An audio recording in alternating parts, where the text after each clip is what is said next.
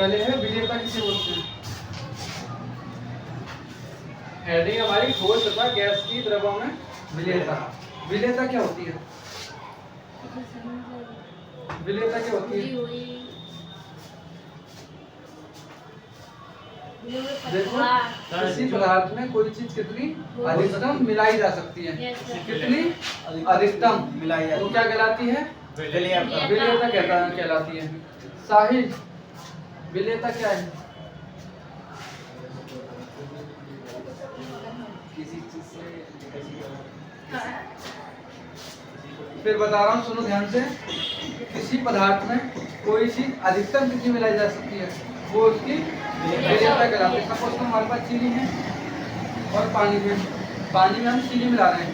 पहले मिला दी वो घुल गई 50 ग्राम चीनी, फिर 50 ग्राम और मिलाई वो भी घुल गई, फिर 150 ग्राम मिलाई वो थोड़ी सी हार्ड घुल रही है, ठीक है नहीं? फिर और मिलाई थोड़ी सी, तो गर्म करके और मिला दी ना, तो उसके बाद वो मिल ही नहीं रही है। इसके बाद हमारी टोटल 150 ग्राम चीनी मिल चुकी है, उसके बाद वो मिल नहीं पा रही है, तो वो क्या होगी? विलेयता होगी। बात समझ में आ गई? किसी भी पदार्थ में अधिकतम कितना मिलाया जा सकता है वो क्या कहलाती है? उसकी विलेयता। विलेयता कहलाती है। यानी डाउट बताओ।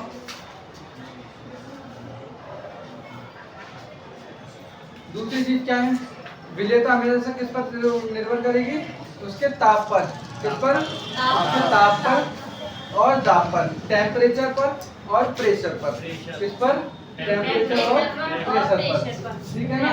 जैसे सपोज करो कि हम किसी चीज को मिला रहे हैं, मैंने चीनी दी थी, नॉर्मली मिला रहे थे, तो वो 100 ग्राम मिल पाई थी, लेकिन जैसे हमने थोड़ी सी और डाली वो मिल नहीं रही। हमने क्या किया? उसे हीट कर दिया, गर्म कर दिया, तो वो मिल गई। तो इसका मतलब क्या हो गया?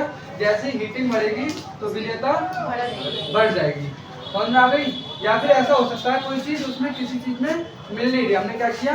दाब लगाया। क्या किया है? दाब लगाया, प्रेशर लगाया, तो उससे क्या हो गया? उसमें मिलावट हो गई। इसका मतलब क्या है? दाब बढ़ने से विलेयता दोनों बात समझ में आ गई? Very good, very nice. अब देखो इसके बाद हेडिंग है हमारी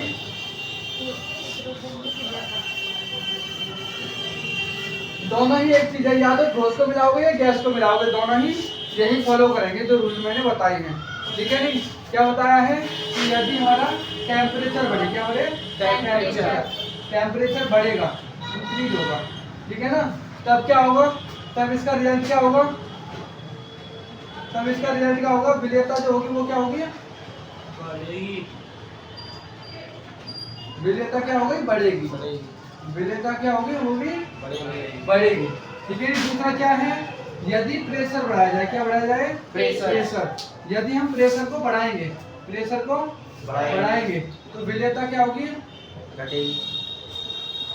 विलेयता भी बढ़ेगी, ठीक है ना? और यदि आयतन को बढ़ाया जाए, इसको आयतन को बढ़ाया जाए तो भी विलेयता बढ़ेगी। इसमें कोई सा भी ऐसा पॉइंट जो पॉइंट समझ में ना रहा हो?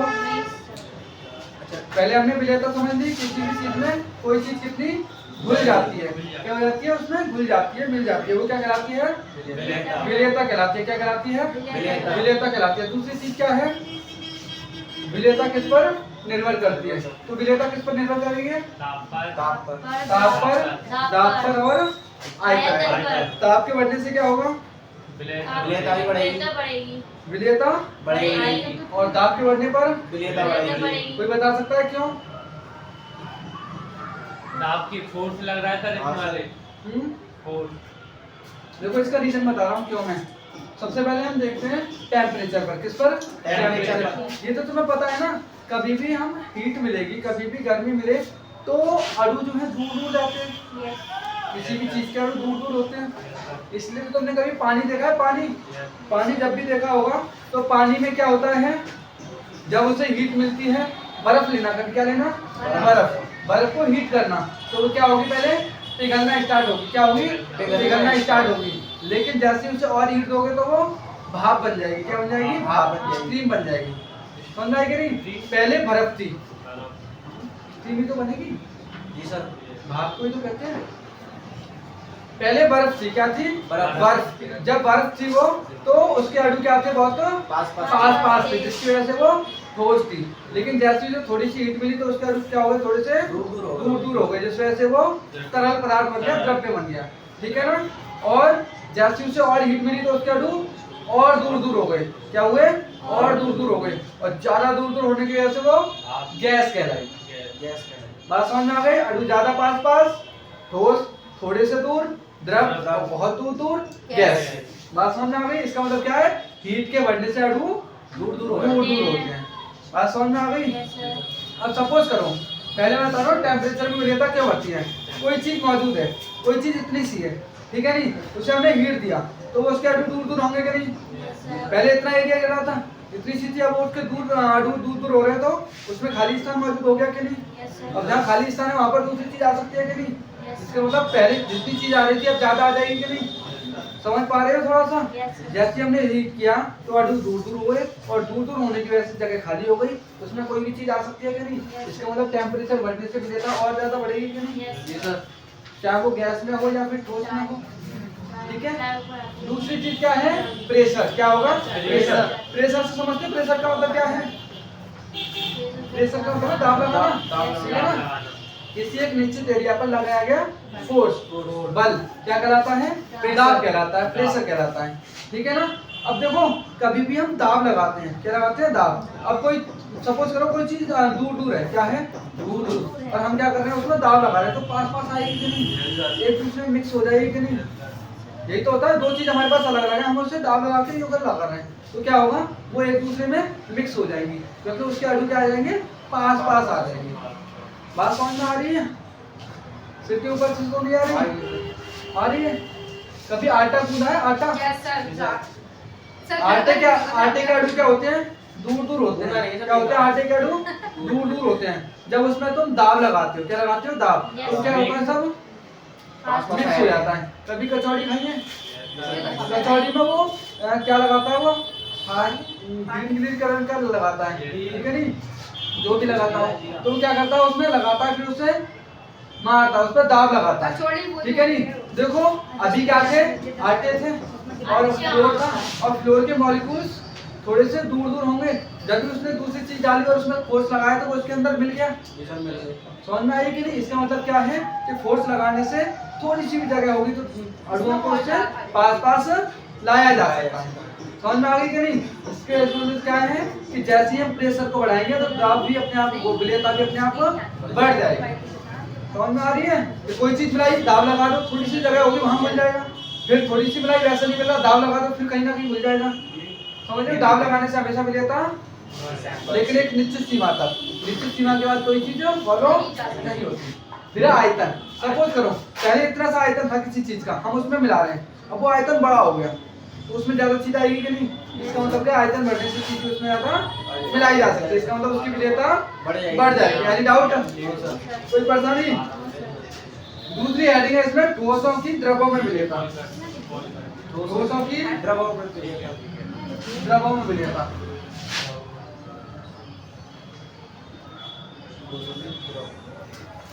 ठोसों की द्रवों में विलेयता। इस हेडिंग का मतलब समझ रहे हो, बताओ।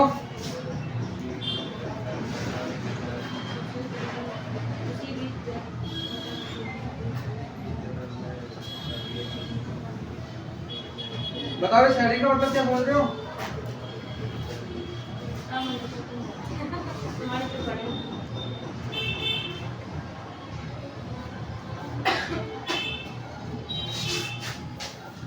हेडिंग का मतलब समझ में नहीं आ रहा।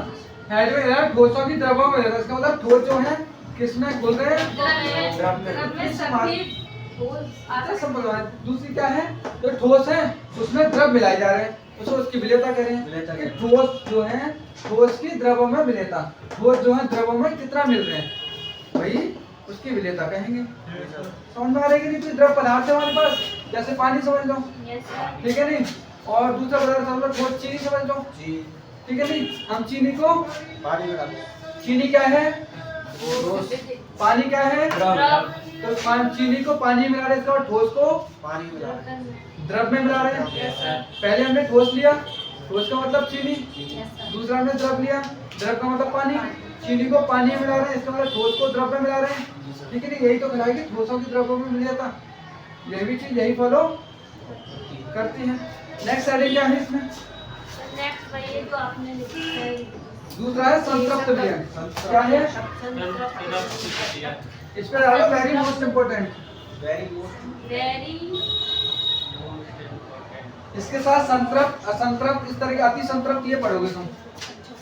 ये संतृप्त विलयन। ठीक है ना? संतृप्त विलयन भी लिख लो सब। इसके नाम से कुछ पता पड़ रहा है तुम्हें? सर हमें बताओ।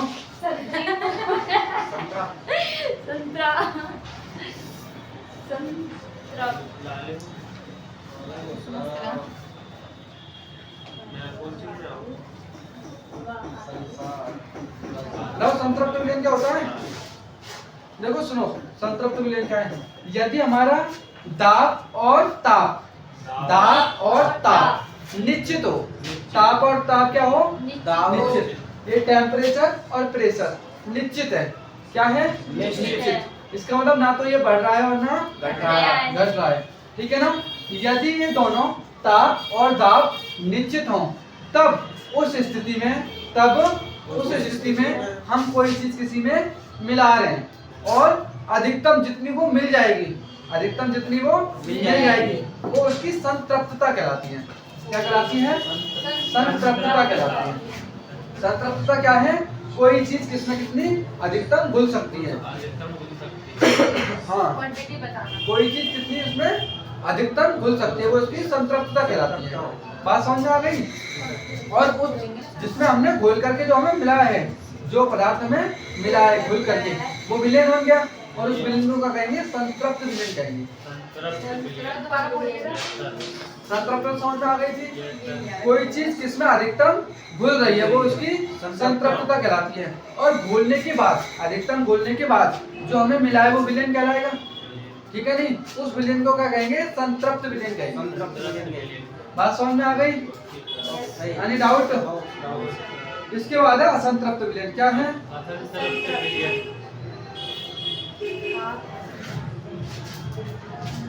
असंतृप्त विलयन।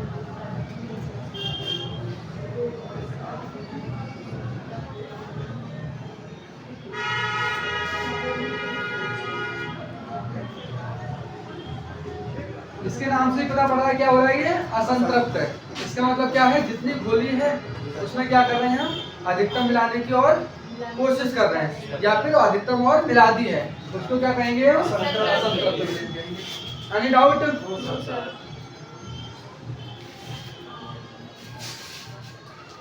अबे हेनरी का नियम क्या है? इसमें कोई डाउट हो तो बताओ किसी को। नहीं है? वो कहाँ है यहाँ से?